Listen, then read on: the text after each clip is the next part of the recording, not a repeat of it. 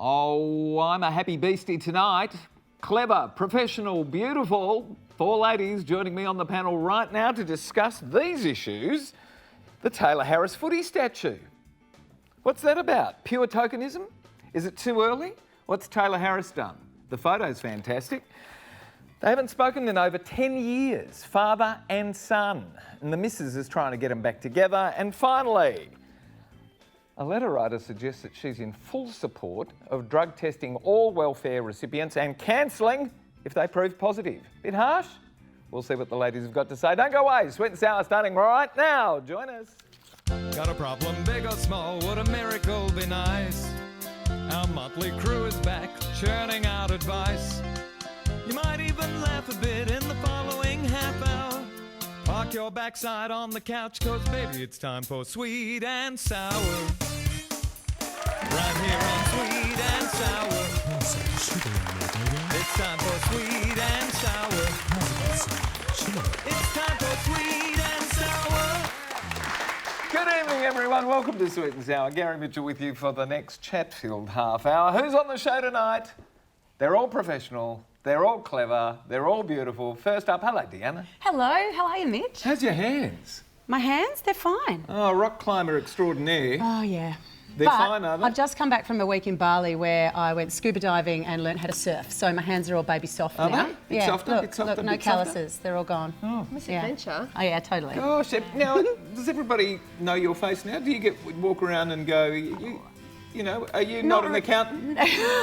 Not really. People who know me recognise That you're on the ads. that I'm on TV commercials, but Okay. it's not like I'm walking down the street and people go, "Hey, RAC lady." So, that doesn't happen. So if people want to learn how to do voiceovers, they can contact you as well, and you will teach them. Absolutely. Yes. Very clever. Yeah. Do you do voiceovers as well? Yes, I do. Do you? Yes. Oh, gosh, And everybody's I love got it. a It's job great fun, around but there. I'm gonna hit her up because fun. Oh yeah. Yeah, for voiceover voice lessons. coaching. For voice coaching, right? Gary. You're in an ad too. yes. I see it all the time. Yes, it's a very common thing. Yeah. We're all running Oh, around doing nice it. to have you here, ladies. Hello, this side of the panel. Hello, You've got almost 30. What? 1,000 Instagram followers. Oh my gosh! Wow. 30,000. Does anybody beat you? Oh, yes. they? I'm a tiny little fish in the... No, I don't mean Kim Kardashian or anybody No. like that, but you know, in Perth. There's a few. Not But too you many. know what? Not too many, no. There's a few, but they tend to be more international based sort of now. Oh, are you going to be internationally based? Well, I kind of already am.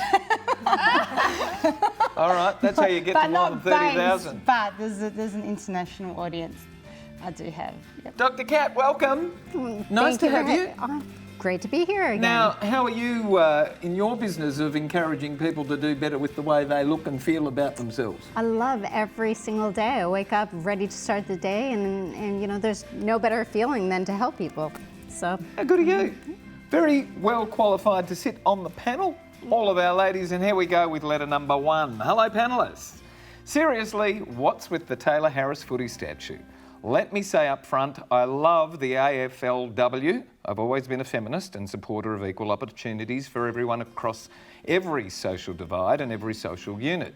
And again, I ask seriously, a statue that honours what exactly on this occasion? Pure tokenism? Nothing devalues the slow social progress we are all making, especially in the field of equal opportunity for women, than an undeserved monument. If it's just an artwork sculpture and a representation of the female in sport, I can celebrate it.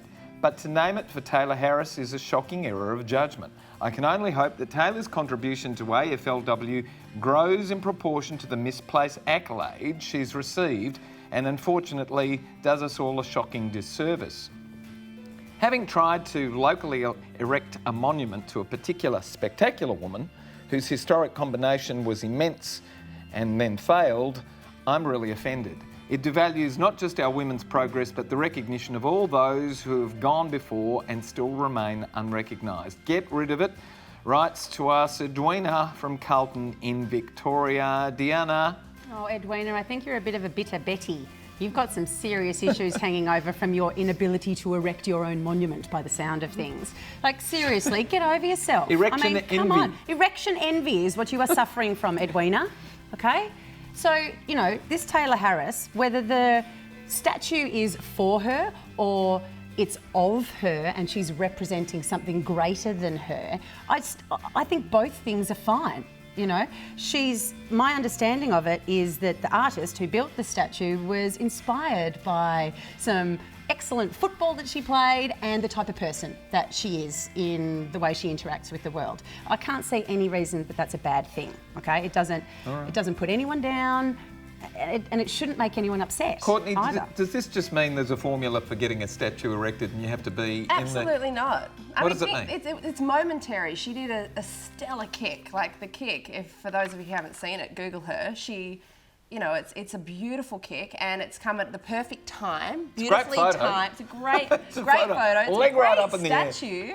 Have you seen the statue firsthand? For women, it's what we need. We need something that's visual and that's going to inspire women and motivate women. And she does happen to be a really effervescent, really witty, really smart, really intelligent, light-hearted. She hasn't taken it seriously. She understands that it's good for her. It's bigger than her. This is, I think, a really narrow-minded letter. She's seeing the small picture of something that is far bigger than Tayla Harris. And even though we love Tayla, and thank you for the kick and for being cool, you know, it's bigger than her.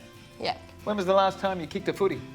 I kicked a soccer ball with my That's kids. close. Yeah. Just depends on which code you like, that's all. No, weekly I kick the soccer ball. Do you? Yes, with my children. With your girls? With my girls. Wow. Do they play Because- soccer? Well, they want to, but I'm just trying to coordinate it at the moment because I do so many other How things. old are they? They're very young, 6 aren't and they? 7. We love it. One of their favourite sports is soccer. Really? Yeah. And there's plenty out there for Plenty. 6 and all the 7-year-olds clubs. to go and join? Absolutely. Wow, Yeah. that's terrific. All the local clubs. So how do you feel about the statue? I think it is symbolising the modern woman in a new type of accepted sport, because women have only been playing AFL officially for how long now? 2.5 years. First of its kind, for a recognised sport for women. With my fellow panellists, get over it, embrace it. And aren't you a woman? Dr. Kat, what's wrong with the Deanna?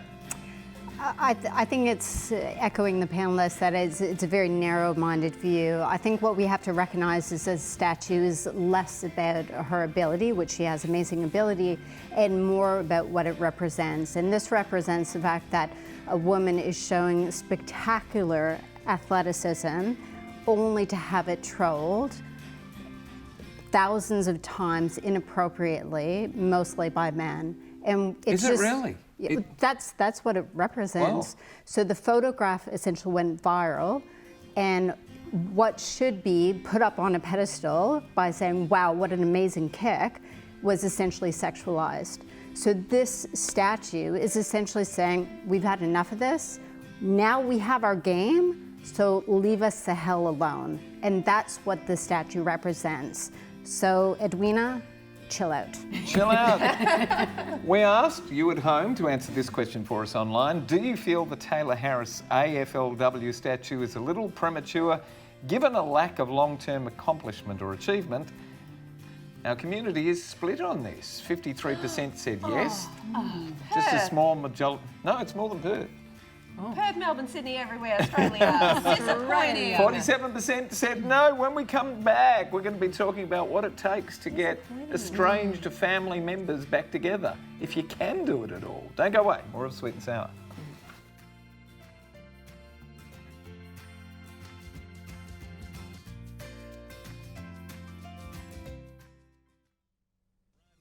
Sweet and sour. It's time for sweet and sour. It's time for sweet and sour. Okay, welcome back to Sweet and Sour. If you'd like to send us a letter, send it to one of these contact media points appearing on your screen right now. There we are. No excuse not to send it in here and have it discussed. Of course, if we don't like it, it's not getting a Guernsey. But if we do discuss your letter, we're going to send you to the movies courtesy of Natalie Cameron and NRC Communications. And the movie we're sending you to this week is, what is it, Dr. Kat? Ride Like a Girl. Terrific. I was thinking of the other version. The other version, yeah, okay. I'm not saying anything. You're refrained. Yeah. Dear Mitch, this is a really stubborn situation on all sides because everyone involved is just so stubborn. My husband and his father are estranged. They haven't spoken for over 10 years.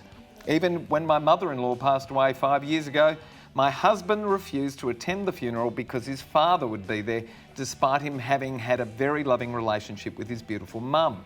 It's been awful and it's been pointless. I've spoken at length to my husband and separately with his dad, trying to convince one of them to pick up the phone to the other. Both of them, for some strange reason, believe they have the right to remain indignant against the other.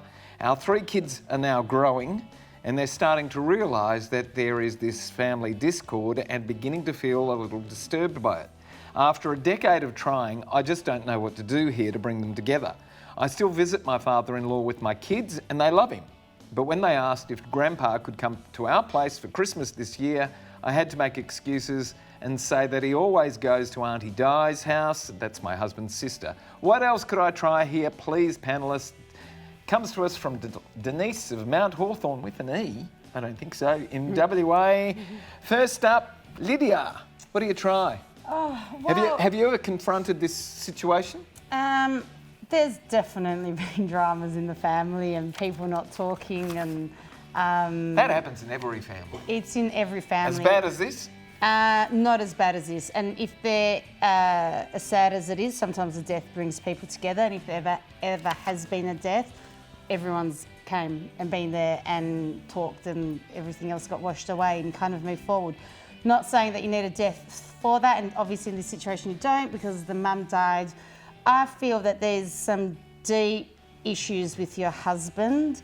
If he can't bring himself to go to his own mother's funeral because of the issues with his father, they're pretty deep, they're pretty intense, so perhaps he needs to get some counselling, see somebody, get some help for him to overcome it. Someone needs to be the better, smarter person.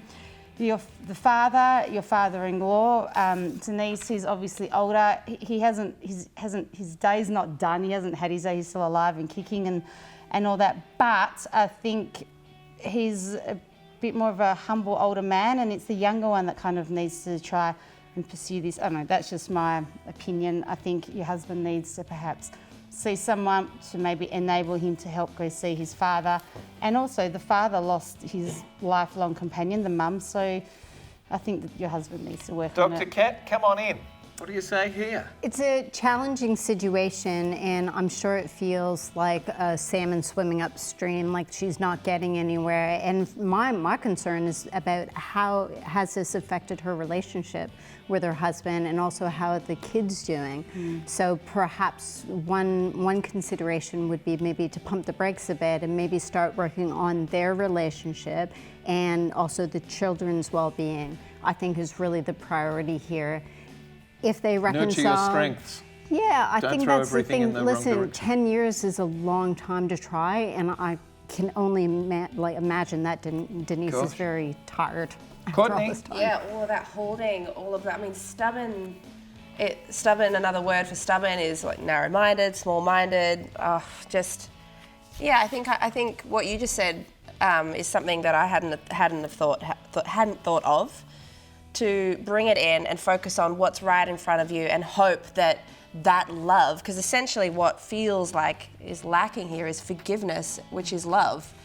And it may have been learnt behaviour, we don't know, but... Is it too late for love now if they haven't had any? It's never too late for love, and love is always the answer, at the risk of sounding like a yoga teacher. Bye, pen. Love is always the answer. Forgiveness and living in the now. Again, that's all past. It's holding and it's destroying the present, and it's sad. Yeah, look, I agree. I think she's probably very distracted in her own space by this. And the concern about what to do with the children. I mean, really the only thing you can do is when kids start asking questions, tell them the truth in a way that is appropriate for their developmental stage. Tell them the truth. So if Dad and Grandpa don't talk to each other, say to the kids, Dad and Grandpa had a big fight a long time ago and they're not quite over it yet. Well, maybe the kids can work on them. Yeah, maybe the kids and can the kids work do on work it. Who on knows? them anyway. Kids do anyway, Dad, exactly. we want That's Grandpa exactly here for what Christmas. happens, you know. But I think trying to hide it from them is a mistake because they'll sense the discord anyway. you know, and then they might think it's their fault, and that's what happens with kids. You know, if they sense discord, they automatically assume that they are responsible for it. So I think what she needs to do, like you guys said, bring it back into her own family unit, make sure that the kids are communicated with and that they have the understanding that's appropriate for them of what the circumstances are. And if they get themselves sorted and happy and functioning, then maybe they can bring somebody else back into it. We asked our viewers at home to go online and answer this question for us. Can long-term family estrangements be overcome when all parties remain indignant? Well, you didn't really hold up much hope, because here's what you said. Only 22% of you said yes, and 78% of you said, nah, that ain't gonna happen, sorry. When we come back, we're gonna be talking about drug testing for the doll and taking it away when you prove positive, if you prove positive. Awful, maybe. When we come back. Awful, maybe. Right here on Sweet and Sour. It's time for Sweet and Sour. It's time for Sweet and Sour. Welcome back to Sweet and Sour, straight into the last letter of the evening. Hello, Sweet and Sour. My sister and I are always at opposite ends of social arguments. We actually get on really well because we love to argue with one another and then move on. That is with the occasional exception like this one we've just landed on. I'm in full support of drug testing welfare recipients and cancelling payments for all those who receive positive readings. I can't see why our society has to pay for and prop up a social ill that is responsible for so much devastation in our community. My sister, on the other hand, argues that people can't be singled out, and it's not the type of society we want to build. She says we can't exclusively define which drugs we don't like anyway. So we agreed to send this to you guys to see what your views are. So panellists, to test welfare recipients or not to test, and it comes to us from Katie of Lower Mitcham in South Australia. Courtney, first to you. Do you like the idea of testing welfare recipients? No, not to test. I'm with your sister on this one. I'm sorry. Well, I'm not sorry. Don't be sorry. No, I'm not. I think... That's the power of Anne. I think... I do believe it's segregating and it speculates. I mean, you know, there are people that drink alcohol, smoke weed. There are a whole range of prescription drugs. So to judge and to discriminate and to segregate, all of it feels wrong. Yeah. I do think it will breed a problem in society. Coffee's a drug, yeah. Coffee's a drug. Yeah, we're all dependent on sex as a drug. I mean, there are a million. Food, you know, we could go on and on and on. Sex is a drug. In a minute, we're going to be so controlled. It's week's not letter. a healthy Sex road. is a drug. Oh, Courtney. All right, Deanna. Look, I don't think that you can say that just because someone's on welfare, you get to absolutely dictate the terms of how they utilise the money that they have available to them. I think that's just completely inappropriate. I understand... That is being done, though, in other areas.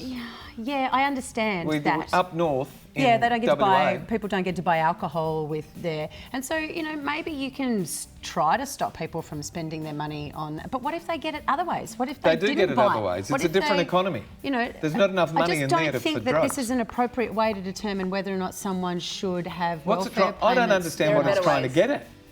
Yeah, What are you trying to do? Identify drug takers. Yeah, it feels like there's an ulterior motive. Yeah. And then Why are they doing this? Given that most of these people are, a lot of them had some mental issues, why would you do that to those people? Why would you persecute these people? Sorry. No, look, I agree with you. And I think if people have a drug problem, often what they need is some form of support to get them through the issue that is there that's causing the drug problem. And if you take away someone's only source of income, do you think you're going to make their drug problem better or worse? So what if you drug tested with a view to actually then giving them some support and help? Well, that seems reasonable, but that's not what this is. No, it's not. No, this is not about testing people to provide support. This is about testing people to take away their means of survival. Jackie Lambie said if you're going to drug test them, you're going to drug test absolutely everyone. Totally. And how does everyone feel about that? Yeah. But would you do that? Well, you wouldn't, because there's no purpose to it. So you would. And that's the issue, right? What is the point? What is the point? Before we What go is to the this side purpose? of the panel, we asked you to answer this question for us on social media. Do you agree that welfare recipients should be drug tested as a precondition of receiving benefits. And the community is split again. Here's what you said. 52% said yes, 48% said no. That's interesting, isn't it? We've got people on both sides of that divide. Seems pretty normal. Equally split for that sort of issue. Where's the compassion, folks? Goodness me, where's the understanding? Okay. Dr. Kat, what's your feeling on this one? Complicated subject. Complicated. And Yeah. that's to say the least. I think it's band-aiding a problem, and I don't think it's going to last for a long time. It's sort of like trying to solve homelessness by giving people houses. That's only a very small percentage of the problem. And I think what we have to really obviously figure out is, what are we actually trying to solve?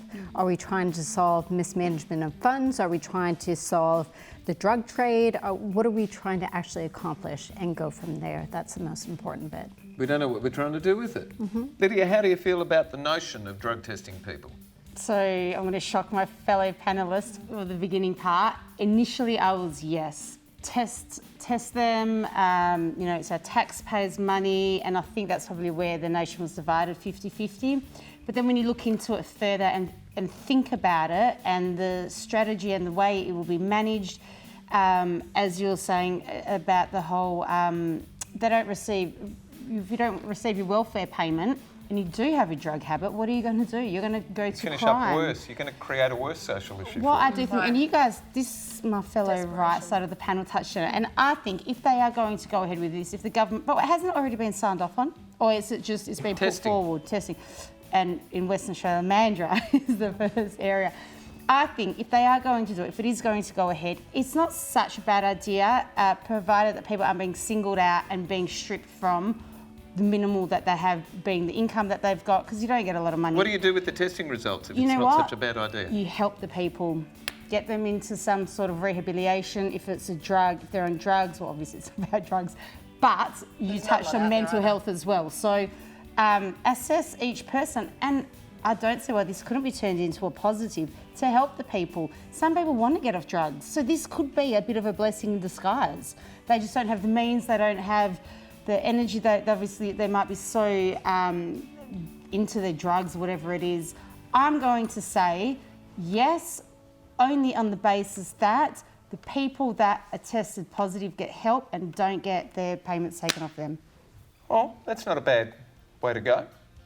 You know, you're offering something to the community then. And it's also going to create jobs. It's going to cost a hell of a lot in the budget.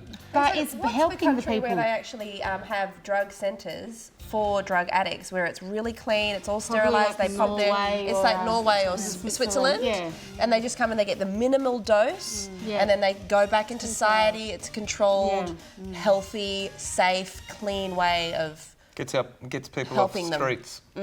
Yeah, back into normal It's society. been quite slowly effective, but I surely. think. Yeah. There's various models that I think could be used prior to diving into this one, which is essentially Big Brother.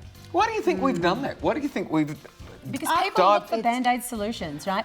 And this is just a conclusion. There's a bit of a crisis and someone goes, oh, I'll fix it like this, bang. And nobody stops to consider what are the long-term ramifications of using this particular method. You know? We can go on about this forever and a day, but Deanna, you've got to say goodnight, don't you? Oh, that's me saying goodnight. That's you. That's me saying, all right, well, we've got to go. Thank all of our wonderful panellists, including Deanna at the end, and Courtney, and Lydia, and Dr. Kat on the other end. And I've had such a great episode tonight. I want to invite everybody back next week.